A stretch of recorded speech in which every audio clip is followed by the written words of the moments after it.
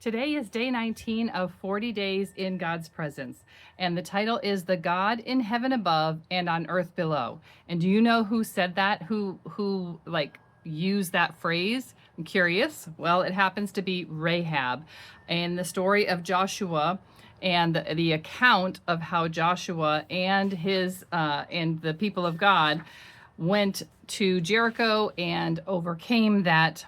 And I'm going to tell you, please go read Joshua 2 through 6. It would seem that when you read Joshua chapter 2 and the story of Rahab and how they met up, that the next chapter would be them, the fall, quote unquote, the fall of Jericho. However, it was not. There's a lot that happens in between. Basically, God is affirming his covenant again with the people of Israel. And he's also telling Joshua that I'm going to show them that I am with you like I was with Moses. And so he certainly is Elohim, the God of heaven above and on the earth below. But that was a quote from Rahab when she met up with the two spies who were going in. Now, I think a funny thing about that is originally when Moses had sent he sent 12 to spy out the land, but only 2 came back with a positive report. Well, Joshua, I think he learned a little lesson from that, and he only sent 2 into Jericho to check it out rather than a whole bunch. Also, I think they were trying to be a little bit stealth. However, I think that they were really recognizable when they got into Jericho to check out things, because obviously the king came looking and said to Rahab, "We know that the 2 men were here, and so where are they?" And she lied and said that they had left, and she hid them from the king of Jericho. And so, first, to begin with, the God in heaven above and on earth below. It says in Joshua 2:11, when we heard of it, which is when we heard of y'all, Rahab was saying, our hearts melted. She's saying our hearts. She included herself. And everyone's courage failed because of you. For the Lord, your God, is God in heaven above and on earth below. And so the Lord, again, is Yahweh. Adonai, which again they would use, I said this in yesterday's recording, that they would use Adonai because they didn't want to say the name of God, Yahweh. And then it says the Lord your God, Elohim, which Elohim is supreme God, God of gods. And so she is really making a statement of faith that she believes because of what they've heard. Now, the whole of Jericho had heard because they were shut up, and they knew that something was coming. They had heard the tales, and it would seem that everybody had heard, but she particularly took to heart what she heard, and she put her faith in the God of Israel. And so it says that the 2 spies took refuge at the house of a prostitute named Rahab. And I was just envisioning this, 2 things. I was thinking of a Western saloon, how the saloon, people would come and eat dinner. They had places where the men played cards, and they had tables to eat at, and they had the bar, and then they had the rooms upstairs for what.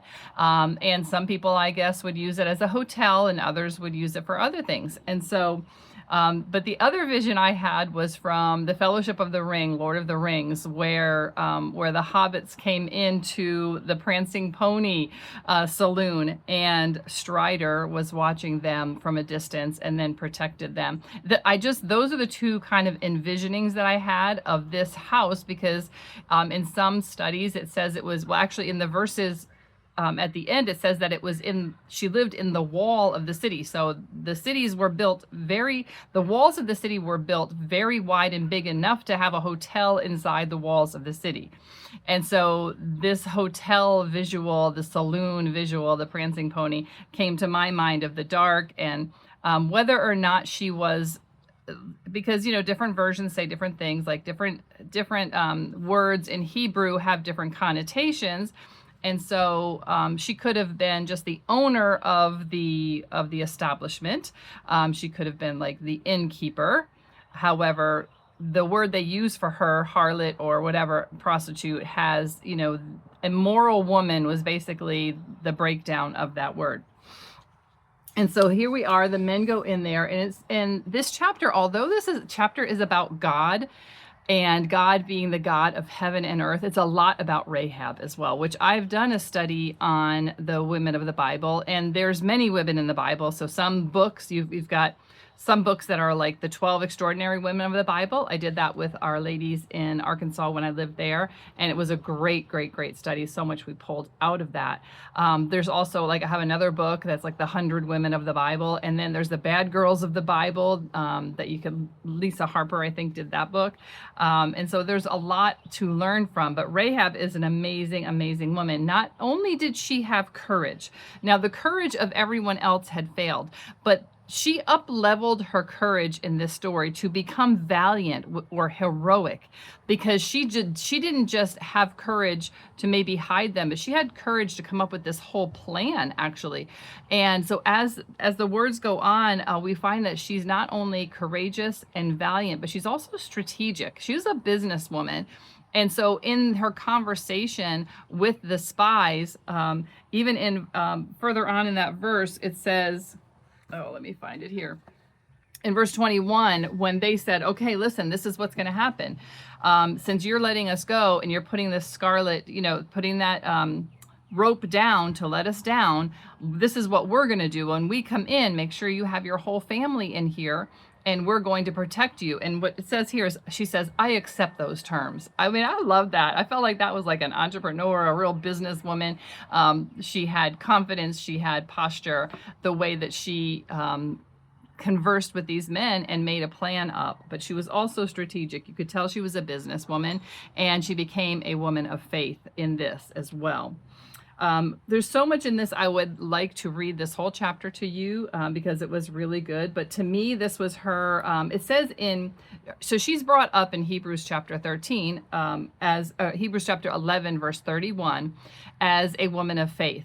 And so you just have to imagine, after this happens, now she is known as a harlot, and Israel and the people of God, although they sinned a lot, there was a morality about them, at least, an expected morality. And so being a prostitute, even though she delivered that city basically into their hand, like she was the tool God used to deliver Jericho. And so she joined Israel, like her and her whole family joined Israel. So I can just imagine, number one, she's being honored because of her part in the whole thing, but also she's got a stigma about her and her family. So I wonder how that's going to be. But then it says that she was considered a woman of faith, and she really did, because she believed God. She had that honor of even being in the lineage of Jesus, which that just blows my mind. So we could definitely go into this. It says that Rahab was known as a woman of faith. All the time, those Israelites might have thought that miraculous Red Sea crossing was for their benefit alone, that God did that for them. However, that's not the case. God had a bigger picture in mind. He always does. And what was the bigger picture? He got glory for the Red Sea, and that word, and I'm sure people were like, oh yeah, that was, yeah, I bet. But sometimes stories expand. The more they're told, the bigger they get. But the point was, they heard about this God who was with this group of people who brought them through the Red Sea, and that put a fear in them. Okay, so again, we could go so many different directions, but I'm going to read this from page 89 in the book. It says the scarlet cord. Now they were let down with a rope. And so he said, when we come back, hang that scarlet cord, that rope that you let us down with. So it was a red rope. Hang that down and we'll recognize your window, and then that's how we'll know to protect you. And it says the scarlet cord, a foreshadowing of events to come generations later, points to the ultimate bigger picture for all time. The God in heaven above and on earth below devised his plan of action long before the foundation of the world. And I actually looked that up and found at least 6 scriptures that refer to that. And there at Rahab's window was the invitation that would continue to be heard around the world for all time. Jesus, The scarlet thread of Christianity is woven throughout the Bible. I love that, the scarlet thread. If any of you are sewers or do needlework or stitch work, you know that this is just a beautiful visual. So it is, this scarlet thread of Christianity is woven throughout the Bible and documented history. The scarlet thread led to Bethlehem and Calvary, where God's big picture was completed. Jesus' scarlet blood would provide the window and guarantee of escape from every person's spiritual death. Okay, so that's really, really beautiful. I'm going to just read the end here.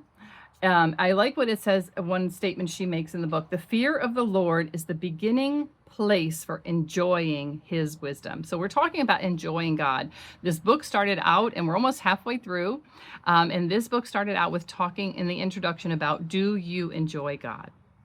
And how we can enjoy this God of heaven above and earth below.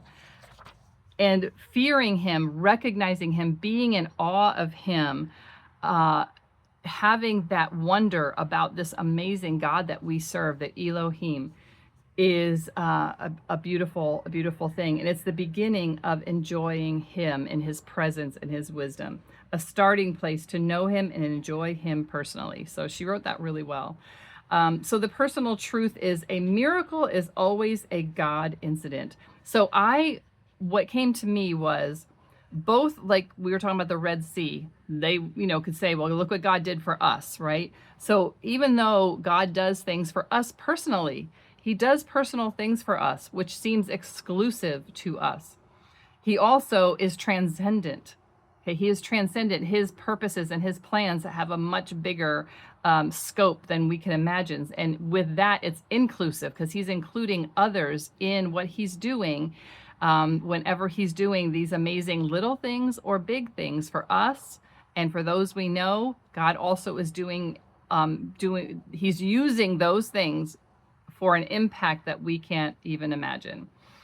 Okay, so personal prayer. God, help me to see everything that happens in light of eternity. When my world is too small, help me to grasp the bigger picture. But thank you that you are a personal God who loves to meet my needs as well. And so the personal question we end with is, have you experienced any God incidents lately? And I want to encourage you to be like Rahab, to be courageous in your faith. And in this day and age, courage is very important. And be valiant, be heroic. When God has called you to it, he will empower you through it. All right, God bless.